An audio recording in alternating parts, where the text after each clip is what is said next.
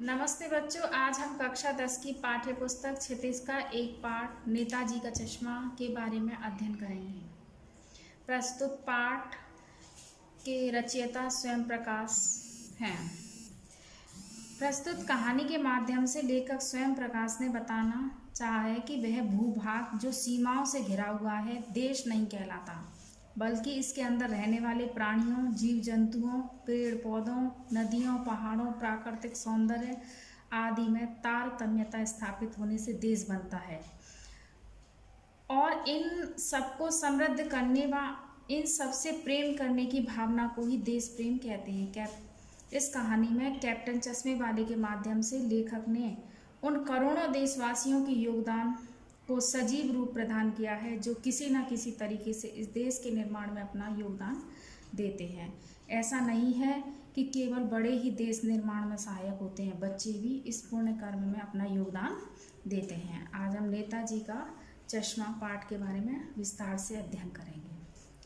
हालदार साहब को हर 15वें दिन कंपनी के काम के सिलसिले में उस कस्बे से गुजरना पड़ता है। कस्बा बहुत बड़ा नहीं था जिसे पक्का मकान कहा जा सके, वैसे ही कुछ ही मकान और जिसे बाजार कहा जा सके वैसा ही एक बाजार था। कस्बे में एक लड़कों का स्कूल, एक लड़कियों का स्कूल, एक सीमेंट का छोटा सा कारखाना, 2 ओपन एयर सिनेमा घर और एक ठो नगर पालिका भी थी। नगर पालिका थी तो कुछ ना कुछ करती ही रहती थी। कभी कोई सड़क पक्की करवा दी, कभी कोई पेशाब घर बनवा दिया, कभी कबूतरों की छतरी बनवा दी, तो कभी सम्मेलन करवा दिया। इसी नगर पालिका के किसी उत्साही बोर्ड या प्रशासनिक अधिकारी ने एक बार शहर के मुख्य बाजार के मुख्य चौराहे पर नेताजी सुभाष चंद्र बोस की एक संगमरमर की प्रतिमा लगवा दी। यह कहानी उसी प्रतिमा के बारे में है, बल्कि उसके भी एक छोटे से हिस्से के बारे में है। पूरी बात तो अब पता नहीं, लेकिन लगता है कि देश के अच्छे मूर्तिकारों की जानकारी नहीं होने और अच्छी मूर्ति की लागत अनुमान और उपलब्ध बजट से कहीं बहुत ज़्यादा होने के कारण काफ़ी समय ऊहापोह और चिट्ठी पत्री में बर्बाद हुआ होगा और बोर्ड की शासनावधि समाप्त होने की घड़ियों में किसी स्थानीय कलाकार को ही अवसर देने का निर्णय किया गया होगा और अंत में कस्बे के इकलौते हाई स्कूल के इकलौते ड्राइंग मास्टर मान लीजिए मोती लाल जी को ही यह काम सौंप दिया गया होगा और महीने भर में मूर्ति बनाकर पटक देने का विश्वास दिला रहे थे। मतलब इस पैराग्राफ में क्या बताया है कि कहानी के आरंभ में बताया है कि कहानी के मुख्य पात्र हालदार साहब को कंपनी के काम से उस कस्बे से गुजरना पड़ता था। जिस कस्बे से यह कहानी जुड़ी हुई है उस छोटे से कस्बे में कुछ पक्के मकान, स्कूल, सीमेंट, छोटा सा कारखाना आदि थे और वहाँ एक नगर पालिका का कार्यालय भी था। नगर पालिका द्वारा विकास कार्य होते रहते थे, कुछ ना कुछ वह कार्य कराती रहती थी। एक योग्य प्रशासनिक अधिकारी ने नगर के चौराहे पर नेताजी सुभाष चंद्र बोस की संगमरमर की प्रतिमा लगवा दी और प्रतिमा बनाने वाले ही कलाकारों की खोज अधिक लागत लगने और बोर्ड का शासनकाल कम रहने के कारण किसी स्थानीय कलाकार के रूप में यह कार्य स्कूल के एक ड्राइंग अध्यापक को दे दिया और उसने कुछ ही महीने में वह मूर्ति बनवा डालने का आश्वासन दिया। अब दूसरा हमारा पैराग्राफ है कि जैसा कि कहा जा चुका है कि मूर्ति संगमरमर की थी। टोपी की नोक से कोट के दूसरे बटन तक कोई 2 फुट ऊंची जिसे कहते हैं बस्ट और सुंदर थी। नेताजी सुंदर लग रहे थे। कुछ मासूम और कमसिन फौजी वर्दी में मूर्ति को देखते ही दिल्ली चलो और तुम मुझे खून दो वगैरह याद आने लगते थे। इस दृष्टि से यह सफल और सराहनीय प्रयास था। केवल एक चीज़ की कसर थी जो देखते ही खटकती थी। नेताजी की आंखों पर चश्मा नहीं था, यानी चश्मा तो था लेकिन संगमरमर का नहीं था, एक सामान्य और सचमुच चश्मे का चौड़ा काला फ्रेम मूर्ति को पहना दिया गया। हालदार साहब जब पहली बार इस कस्बे से गुजरे और चौराहे पर पान खाने और रुके तभी उन्होंने उस लक्षित किया और उनके चेहरे पर एक कौतुक भरी मुस्कान फैल गई। वाह भाई, ये आइडिया भी ठीक है, मूर्ति पत्थर की लेकिन चश्मा रियल। जीप कस्बा छोड़कर आगे बढ़ गई। तब भी हालदार साहब इस मूर्ति के बारे में ही सोचते रहे और अंत में इस निष्कर्ष पर पहुंचे कि कुल मिलाकर कस्बे में नागरिकों का यह प्रयास सराहनीय ही कहा जाना चाहिए। महत्व मूर्ति के रंग रूप या कद का नहीं, उस भावना का है, वरना तो देशभक्ति की भी आजकल मजाक की चीज होती जा रही है। दूसरी बार जब हालदार साहब उधर से गुजरे तो उन्हें मूर्ति में कुछ अंतर दिखाई दिया। ध्यान से देखा तो पाया कि चश्मा दूसरा है। पहले मोटे फ्रेम वाला चौकोर चश्मा था, अब तार के फ्रेम वाले गोल चश्मा है। हालदार साहब का कौतुक और बढ़ा। वाह भाई, क्या आइडिया है। मूर्ति कपड़े नहीं बदल सकती, लेकिन चश्मा तो बदल ही सकती है। मतलब इसमें क्या बताया है कि यहाँ बताया है कि स्कूल अध्यापक ने नेताजी सुभाष चंद्र बोस की छाती तक की 2 फुट की संगमरमर की मूर्ति बनाई। इस मूर्ति में नेताजी सुंदर, भोले व आकर्षक लग रहे हैं। वो मूर्ति देश के लिए कुर्बानी देने की प्रेरणा देती प्रतीत हो रही है। उन्हें सचमुच का चश्मा पहनाया गया। हालदार साहब ने जब पहली बार उस प्रतिमा को देखा तो वे रोमांचित हो गया कि इतना अच्छा उपाय किया गया है। वे वहाँ से जाने के बाद भी उसी के विषय में सोचते रहे। उन्हें लगा कि आज भी लोग इस देशभक्ति को अपने हृदय में बसाए हुए हैं, जिस कारण वे देश के वीरों का इस तरह से सम्मान करते हैं। दूसरी तरफ आज देश के विषय में बात करने वालों का सर्वत्र उपहास ही उड़ाया जाता है, मतलब मजाक उड़ाया जाता है। दूसरी बार हालदार साहब वहाँ गए तो उन्हें चश्मा बदला हुआ मिला। यह देखकर उनके रोमांच का ठिकाना ही ना रहा कि मूर्ति कपड़े तो बदल नहीं सकती, किंतु चश्मा तो बदला जा सकता है। 2 बार जब निकले तो दोनों बार उनका चश्मा बदला हुआ था। अब हम तीसरा पैराग्राफ। तीसरी बार फिर नया चश्मा था। हालदार साहब की आदत पड़ गई हर बार कस्बे से गुजरते ही समय चौराहे पर रुकना, पान खाना और मूर्ति को ध्यान से देखना। एक बार जब कौतूहल दुर्दमनीय हो उठा तो पान वाले से ही पूछ लिया, क्यों भाई, क्या बात है, यह तुम्हारे नेताजी का चश्मा हर बार बदल कैसे जाता है। पान वाले के खुद के मुंह में पान ठुसा हुआ था। वह एक काला, मोटा और खुश मिजाज आदमी था। हालदार साहब का प्रश्न सुनकर वह आंखों ही आंखों में हंसा। उसकी तौंद थिरकी। पीछे घूमकर उसने दुकान के नीचे पान थूका और अपनी लाल काली बत्ती सी दिखा करके बोला, कैप्टन चश्मे वाला करता है। क्या करता है? हालदार साहब कुछ समझ नहीं पाए। चश्मा चेंज कर देता है, पान वाले ने समझाया। क्या मतलब, क्यों चेंज कर देता है? हालदार साहब अब भी नहीं समझ पाए। कोई ग्राहक आ गया, समझो उसको चौड़े चौखट चाहिए, मतलब चौड़े जैसा चश्मा पहना हुआ है वैसा चश्मा उसको चाहिए। तो कैप्टन किधर से लाएगा, तो उसको मूर्ति वाला दे दिया और उधर दूसरा बिठा दिया। अब हालदार साहब को बात कुछ समझ में आ गई। एक चश्मे वाला है जिसका नाम कैप्टन है, उसे नेताजी की बगैर चश्मे वाली मूर्ति बुरी लगती है, बल्कि आहत करती है, मानो चश्मे के बगैर नेताजी को असुविधा हो रही हो। इसलिए वह अपनी छोटी सी दुकान में उपलब्ध गिने चुने फ्रेमों में से एक नेताजी की मूर्ति पर फिट कर देता है। लेकिन जब कोई ग्राहक आता है और उसे वैसे ही फ्रेम का अगर चश्मा चाहिए होता है तो जैसा मूर्ति में लगा होता है, तो कैप्टन उसी को उतार करके उसको दे देता है। फ्रेम संभवतः नेताजी से क्षमा मांगते हुए लाकर ग्राहक को दे देता है और बाद में नेताजी की दूसरी फ्रेम लौटा देता है। वाह भाई, खूब, क्या आइडिया है। लेकिन भाई एक बात अभी भी समझ में नहीं आई। हालदार साहब ने पान वाले से फिर पूछा, नेताजी का ओरिजिनल चश्मा कहाँ गया? पान वाला दूसरा पान मुंह में ठूंस चुका था। दोपहर का समय था, दुकान पर भीड़ भाड़ अधिक नहीं थी।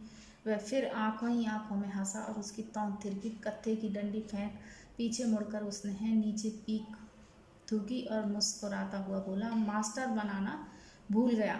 पान वाले के लिए यह एक मज़ेदार बात थी, लेकिन हालदार साहब के लिए चकित और द्रवित करने वाली। यानी वह ठीक ही सोच रहे थे। मूर्ति के नीचे लिखा मूर्तिकार मास्टर मोतीलाल वाकई कस्बे का अध्यापक था।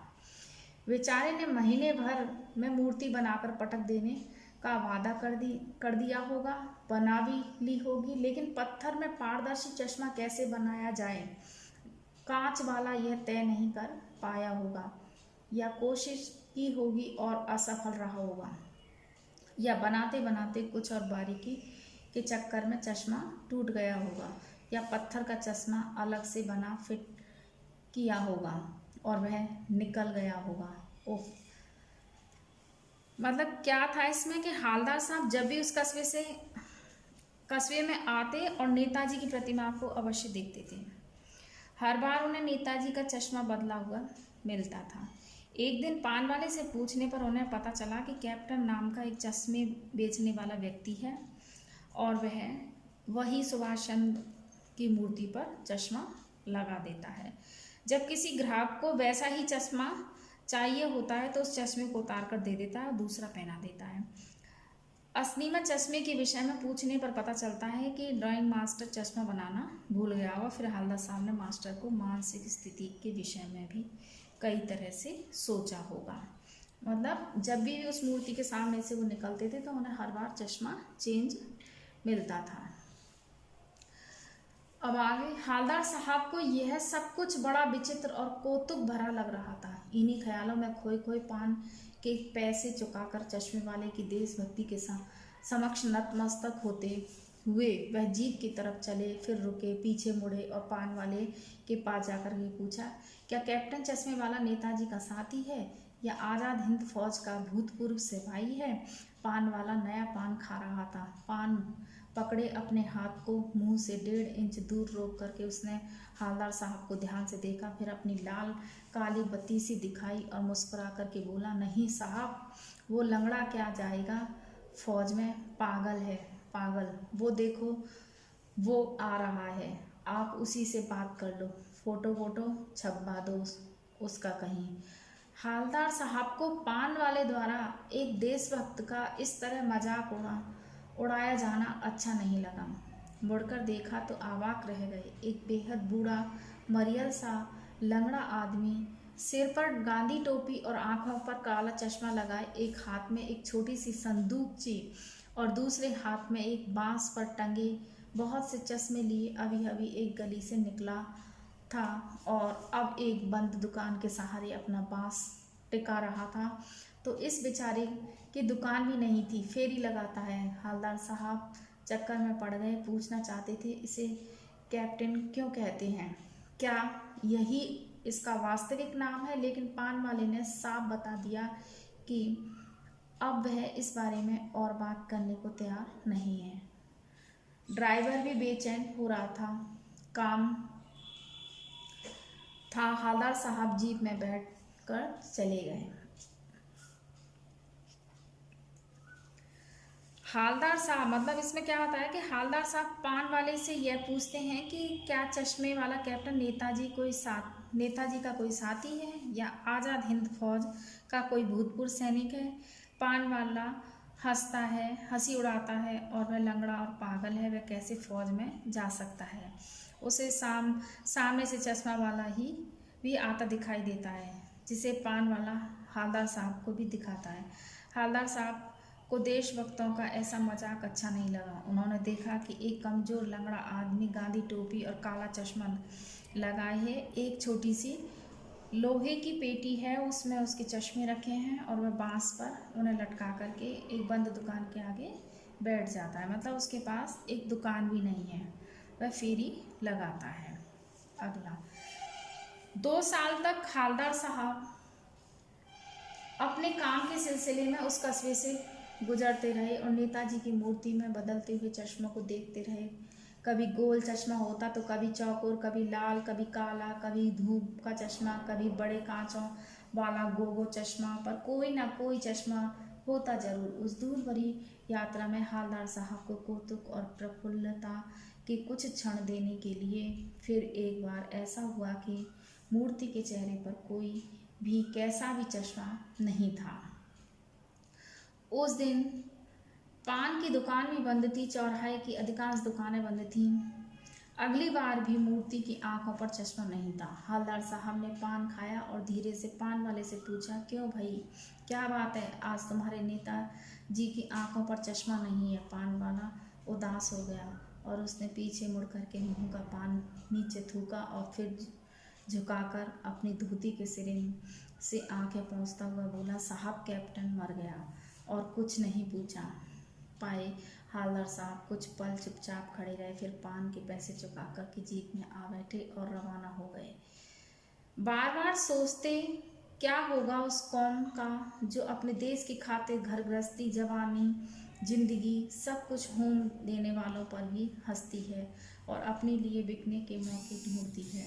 दुखी हो गए 15 दिन बाद फिर उसी कस्बे से गुजरे। कस्बे में घुसने से पहले ही ख्याल आया, कस्बे की हृदय स्थली में सुभाष की प्रतिमा अवश्य ही प्रतिष्ठापित होगी, लेकिन सुभाष की आंखों पर चश्मा नहीं हुआ, क्योंकि मास्टर बनाना भूल गया होगा। कैप्टन मर गया होगा। सोचा आज वहाँ रुकेंगे नहीं, पान भी नहीं खाएंगे, मूर्ति की तरफ देखेंगे भी नहीं, सीधे निकल जाएंगे। ड्राइवर से कहा कि चौराहे पर रुकना नहीं है, आज बहुत काम है, पान आगे कहीं खा लेंगे। लेकिन आदत से मजबूर आंखें चौराहे आते ही मूर्ति की तरफ उठ गईं और कुछ ऐसा देखा कि चीखे, रोको जीप स्पीड में थी। ड्राइवर ने जोर से ब्रेक मारे, रास्ता चलते लोग देखने लगे। जीप रुकते न रुकते हालदार साहब की जीप से कूद करके तेज तेज कदमों से मूर्ति की तरफ लपके और उसके ठीक सामने जाकर के अटेंशन में खड़े हो गए। मूर्ति की आंखों पर सरकंडे से बना छोटा सा चश्मा रखा हुआ था, जैसे बच्चे बना लेते हैं। हालदार साहब भावुक हैं, इतनी सी बात पर उनकी आंखें भर आईं। मतलब क्या बताया इसमें कि लगभग 2 वर्ष तक हालदार साहब उस कस्बे से गुजरते रहे और चश्मे का बदलना देखते रहे, लेकिन चश्मा रहता अवश्य था। एक दिन नेताजी की मूर्ति पर कैसा भी चश्मा नहीं था और सभी दुकानें बंद थीं। अगली बार जब हालदार साहब आए तो पान वाले से चश्मा ना, सुभाष चंद्र बोस की मूर्ति पर चश्मा न होने के कारण पूछने लगे तो पान वाले ने बताया कि कैप्टन मर गया है। वहाँ से वापस आ गए और वह इस बात को सोचकर दुखी हो गए कि अपना सब कुछ बलिदान करने वालों पर लोग हंसते हैं और अपने क्षुद्र स्वार्थ निकालने के लिए बिकने तक को तैयार रहते हैं। कुछ दिन बाद हालदार साहब जब फिर उधर से गुजरे तो यह निश्चय कर रखा था कि ना तो आज यहाँ मूर्ति के सामने रुकेंगे और ना ही पान खाएंगे, कहीं और जा कर के खा लेंगे। तो अपने ड्राइवर से मना कर देते हैं कि आप चौराहे पे हमें रुकना नहीं है।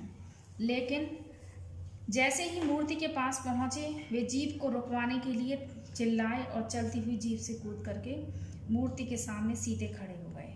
मूर्ति पर किसी छोटे बच्चे ने सरकंडे का चश्मा बनाकर लगा रखा था। बच्चों को देश पर कुर्बान वीरों को देश के प्रति भक्ति की इस भावना पर हालदार साहब भावुक हो गए। मतलब बड़े ही नहीं, बच्चे भी मतलब अपने देश से प्रेम करते हैं, उनमें उनके अंदर भी देशभक्ति की भावना है।